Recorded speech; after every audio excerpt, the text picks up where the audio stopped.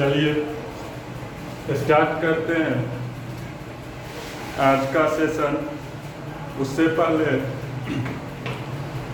आप लोगों के लिए एक महत्वपूर्ण जानकारी मैं आपको बता दूं। कल से हमारी क्लास लाइव चलने वाली है, यानी हम लोग आपस में फेस टू फेस जुड़ सकते हैं।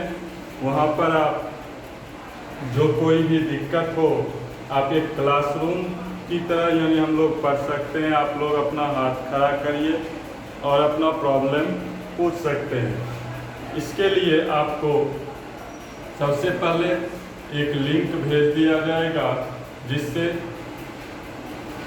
आप हमारे साथ जुड़ पाएंगे।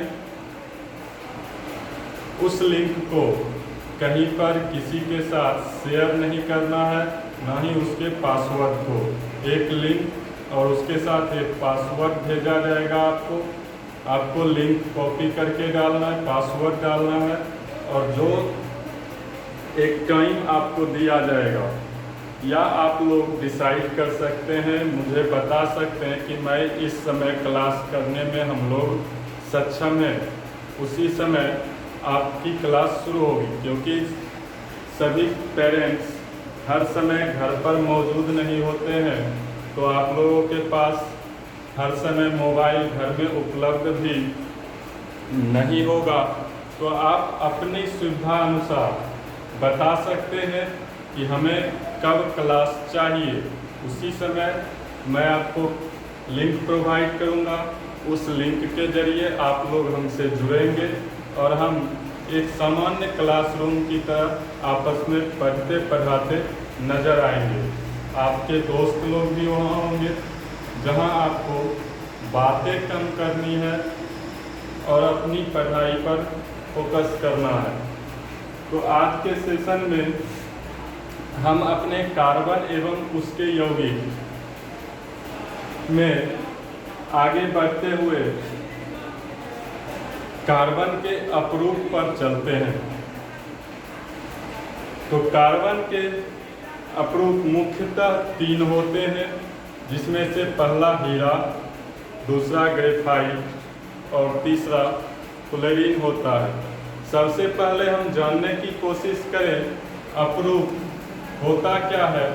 तो अपरूप किसी भी तत्व का प्रकृति में उपस्थित व विभिन्न प्रकार के रूप, कोई भी तत्व प्रकृति में अलग अलग प्रकार से उपस्थित हो सकता है, यानी वो एक से अधिक रूपों में उपस्थित हो सकता है,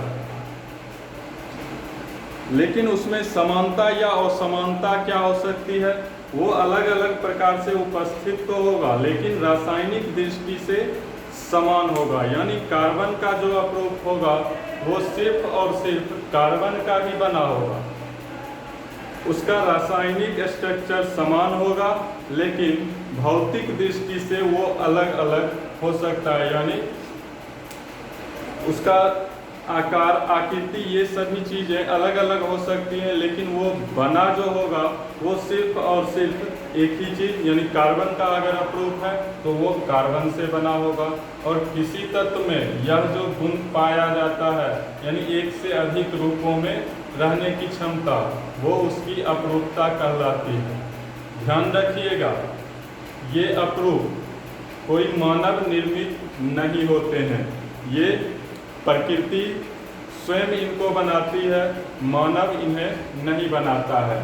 तो अपरूप की परिभाषा पर गौर करें तो सबसे पहले प्रकृति में उपस्थित किसी तत्व के विभिन्न रूप जो क्या हो, रासायनिक दृष्टि से समान हो परंतु भौतिक दृष्टि से अलग अलग हो, क्या कहलाते हैं, उस तत्व के अपरूप कहलाते हैं। जहां हम पढ़ रहे हैं कार्बन के बारे में, तो कार्बन के मुख्यतः 3 अपरूप हैं। मुख्य अपरूप की बात मैं कर रहा हूँ।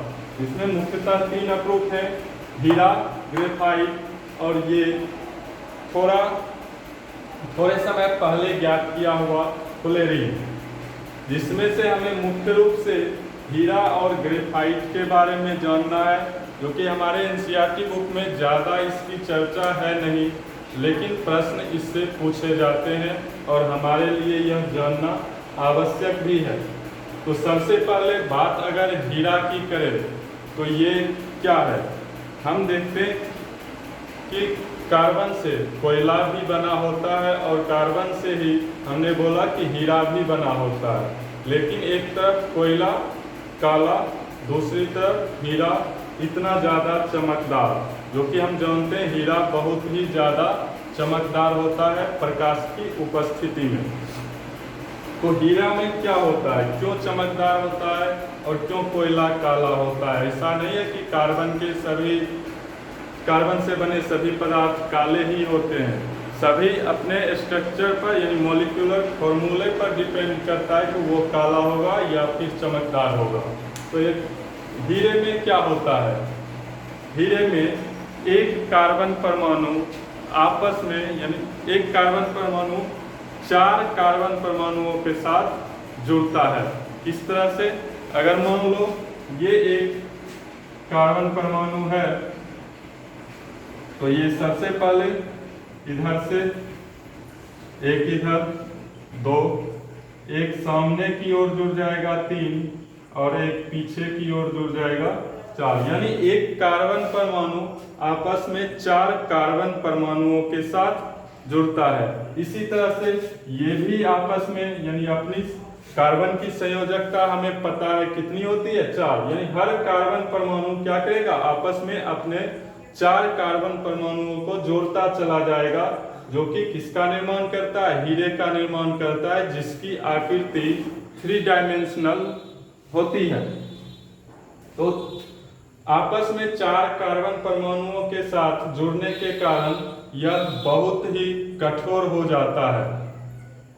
जो हम बोल सकते हैं कि यानी हीरा बोले तो ज्ञात पदार्थों में सबसे ज़्यादा कठोर भी है, और सबसे ज़्यादा कठोर होने के कारण या बोले कोई भी पदार्थ जब कठोर होता है तो उसका गलनांक बढ़ता चला जाता है। तो हीरे का गलनांक क्या होता है, बहुत ही उच्च होता है।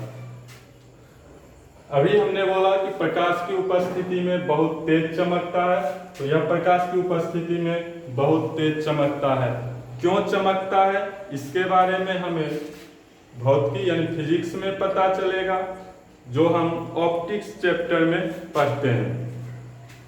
एवं हीरा विद्युत का कुचालक होता है। अब विद्युत का कुचालक क्यों होता है, तो एक कार्बन परमाणु 4 कार्बन परमाणुओं के साथ जुड़ता है। हमें विद्युत का चालन करने के लिए कोई भी तत्व विद्युत का चालन तभी करता है, कोई भी पदार्थ विद्युत का चालन तभी करता है जब उसमें फ्री इलेक्ट्रॉन उपस्थित हो। लेकिन यहाँ प्रत्येक कार्बन क्या करता है, आपस में 4 कार्बन के साथ जुड़ता है, तो यहाँ फ्री इलेक्ट्रॉन नहीं बचते हैं, जिसके कारण यह विद्युत का कुचालक होता है, यानी विद्युत का चालन नहीं करता है। अगर इसके प्रयोग की बात करें विस्तार से, इसके बारे में भी हम इलेक्ट्रिसिटी चैप्टर में जानेंगे। अगर हम इसके प्रयोग की बात करें तो मुख्य रूप से इसका प्रयोग आभूषण बनाने में किया जाता है, और चूंकि यह बहुत ही ज़्यादा कठोर होता है इसलिए इसका प्रयोग इससे जो नरम वस्तुएं होगी उसको काटने में किया जाता है। हम जनरली आप डेली लाइफ में भी देखते हैं कि जो वस्तु कठोर होती है उसका प्रयोग हम उससे नरम वस्तुओं को काटने में करते हैं। ड्रिल में यानी किसी पदार्थ में छिद्र करने में भी किया जाता है। सबसे अच्छा उदाहरण शीशा काटने में इसका प्रयोग जनरली किया जाता है, उसमें छिद्र करने में किया जाता है। तो अगला आता है हमारा ग्रेफाइट। तो सबसे पहले जान ले एक बार दोहराए क्या क्या हमने जाना। अपरूप प्रकृति में उपस्थित, यानी इसको कौन बनाता है, प्रकृति बनाता है। किसी तत्व के एक से अधिक रूपों में जो तत्व पाए जाते हैं, जैसे कार्बन पाया गया किस किस रूप में, हीरा में, ग्रेफाइट में और फ्लोरीन के रूप में। ये क्या होते हैं, रासायनिक दृष्टि से समान होते हैं, यानी ये सभी बने कार्बन के ही होते हैं, लेकिन इनकी संरचना क्या होती है, अलग अलग, यानी फिजिकल दृष्टिकोण से देखें, भौतिक दृष्टिकोण से, तो ये अलग अलग होते हैं। हीरे में क्या होता है, प्रत्येक कार्बन परमाणु आपस में 4 कार्बन परमाणुओं के साथ जुड़ता है और एक 3D शेप बनाता है। यह सबसे कठोर पदार्थ है और कठोर होने के कारण इसका गलनांक बहुत ही उच्च होता है। प्रकाश की उपस्थिति में ये बहुत ज़्यादा तेज चमकता है। यह विद्युत का कुचालक होता है और इसके प्रयोग में हमने जाना कि आभूषण बनाने में या किसी पदार्थ को काटने या उसमें छिद्र करने में इसका प्रयोग किया जाता है। तो बढ़ते हैं आगे ग्रेफाइट के बारे में। उससे पहले इसको नोट कर ले।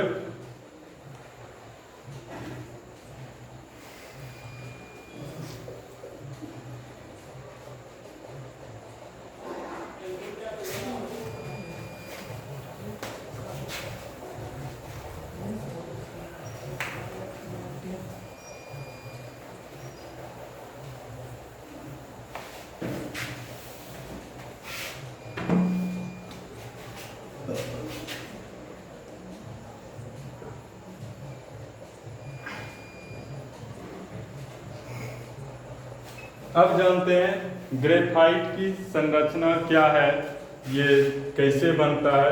तो ग्रेफाइट में प्रत्येक कार्बन परमाणु अपने साथ, यानी अपने से 3 कार्बन परमाणुओं के साथ जुड़ा होता है। यानी अगर ये एक कार्बन परमाणु है तो इसके साथ एक इधर और एक सामने जोड़ दो। पुनः ये सभी क्या करेंगे, आपस में 3 कार्बन परमाणुओं के साथ जुड़ते चले जाएंगे। ध्यान से देखना, एक कार्बन परमाणु अपने बगल में 3 कार्बन परमाणुओं के साथ जुड़ता चला जाता है और एक षटकोणीय आकृति बनाता है। एक इधर और एक सामने। फिर से पुनः ये सभी भी क्या करेंगे, आपस में 3 कार्बन परमाणुओं के साथ जुड़ेंगे। ये भी 3 कार्बन परमाणुओं के साथ जुड़ेगा, ये भी 3 कार्बन परमाणुओं के साथ जुड़ेगा और आपस में जोड़ते हुए लगातार बढ़ते जाएंगे और एक षटकोणीय आकृति का निर्माण करते हैं, जो कि क्या कहलाता है, ग्रेफाइट कहलाता है। मुख्यतः इसको आप लोगों ने देखा होगा हमारे पेंसिल के अंदर, जिससे हम लिखने का काम करते हैं अपने कॉपियों पर, पेंसिल के अंदर एक काला सा पदार्थ रहता है जो कि ग्रेफाइट ही होता है। यानी ग्रेफाइट क्या है, इसका निर्माण कैसे होता है, तो इसमें कार्बन के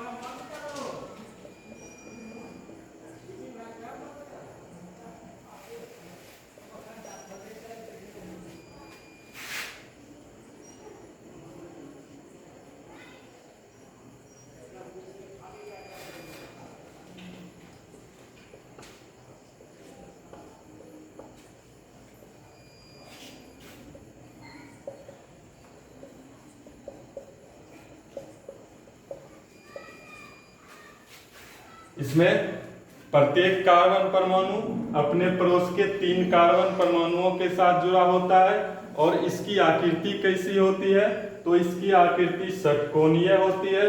क्योंकि अब यहाँ पर क्या होता है, अब यहाँ पर एक कार्बन की संयोजकता 4 होती है, लेकिन जुड़ा हुआ है ये कितनों के साथ, 3 के साथ। यानी एक कार्बन यहाँ पर फ्री बच जाता है। तो यहाँ पर क्या हुआ, इलेक्ट्रॉन फ्री बचा, तो क्या हो सकता है, यहाँ पर विद्युत का या ऊष्मा का चालन हो सकता है। तो ये क्या करेगा, यानी ये एक अधातु होते हुए भी क्या करता है, विद्युत का चालन करता है, क्योंकि इसके अंदर फ्री इलेक्ट्रॉन बच जाते हैं। तो यहाँ क्या लिख रहे, यह विद्युत का चालन करता है। पीछे का रीजन जाने तो यहाँ फ्री इलेक्ट्रॉन बचता है। और इसके प्रयोग क्या क्या हो सकते हैं उसके बारे में जानने की कोशिश करें तो सबसे पहले हमने देखा हमारे पेंसिल में इसका प्रयोग किया जाता है। दूसरी चीज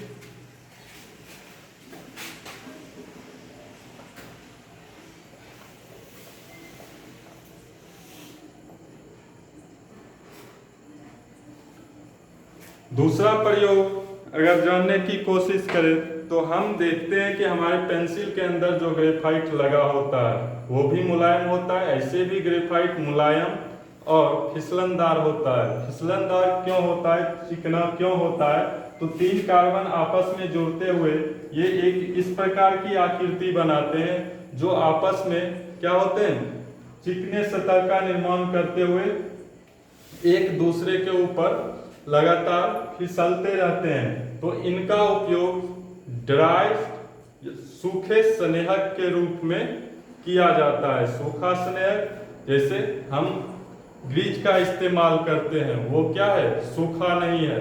मशीनों में हम ग्रीज का इस्तेमाल करते हैं तो मशीनों में ही सूखे स्नेहक के रूप में ग्रेफाइट का प्रयोग किया जाता है। जैसे सूखा स्नेहक का एग्जाम्पल अगर हम अपने डेली लाइफ में से ले तो हम जब कैरम बोर्ड पर पाउडर छिड़कते हैं तो वो क्या है, सूखा स्नेहक है। पाउडर छिड़कते ही हमारे स्ट्राइकर वहां पर क्या करते हैं, तेजी से चलना प्रारंभ कर देते हैं। तो मशीनों में भी, मशीनों के पुर्जों में भी इस ग्रेफाइट का प्रयोग सूखे स्नेहक के रूप में किया जाता है। ये नहीं कि अब कैरम बोर्ड पर इसको छिड़क लेना है तो क्या होगा, सूखे स्नेहक के रूप में विद्युत का परिचालन करता है। दूसरा चीज उष्मा का भी परिचालन करेगा प्रयोग में पेंसिल में और सूखे स्नेहक के रूप में। तो ग्रेफाइट के बारे में हमने क्या जाना, इसमें प्रत्येक कार्बन परमाणु अपने पड़ोस के 3 कार्बन परमाणुओं के साथ जुड़ा होता है। किस प्रकार से जुड़ेगा, तो यह सहसंयोजी बंध बनाकर जुड़ेगा। हीरे में भी सहसंयोजी बंध बनाकर ही जुड़ेगा क्योंकि हम जानते हैं कार्बन किस प्रकार से जुड़ता है, ये इलेक्ट्रॉन को आपस में ही शेयर करता है, डोनेट या गेन नहीं करता है। ये 3 कार्बन परमाणुओं के साथ सहसंयोजी बंध बनाता है जिसके कारण एक कार्बन फ्री बचता है। तो यह उसके कारण विद्युत का चालन करता है। हमें अपने घरों में पर प्रैक्टिकल के तौर पर जांच नहीं करना है कि ये विद्युत का चालन करता है अथवा नहीं करता है, ये विद्युत का चालन करता है। तो अगले में चले तो फ्लोरीन, इसके बारे में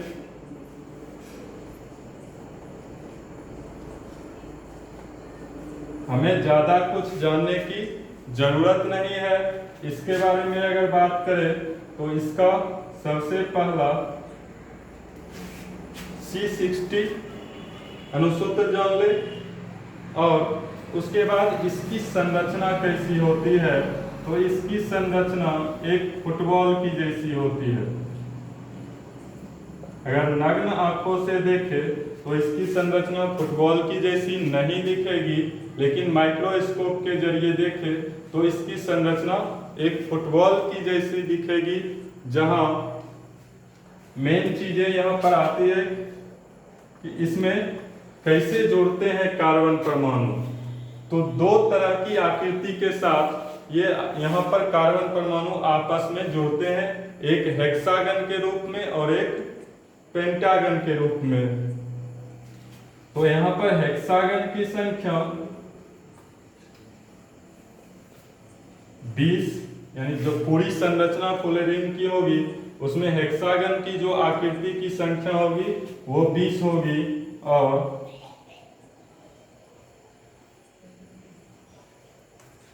पेंटागन की संख्या 12 होगी। यानी एक बार 6 कार्बन परमाणु आपस में जुड़ते नजर आएंगे, एक बार 5 कार्बन परमाणु आपस में जुड़ते नजर आएंगे। तो कार्बन के अपरूप में हमें फिलहाल इतना ही जानना है। 3 अपरूप हमने जाना, कौन कौन सा? हीरा, ग्रेफाइट, फ्लोरीन। सबसे पहले हीरा, जो कि आपस में 4 कार्बन परमाणुओं के साथ जुड़ा होता है और विद्युत का चालन नहीं करता है। दूसरा ग्रेफाइट, ये आपस में 3 कार्बन परमाणुओं के साथ जुड़ा होता है और विद्युत का चालन करता है, अधातु होते हुए भी। ये प्रश्न पूछे जाते हैं।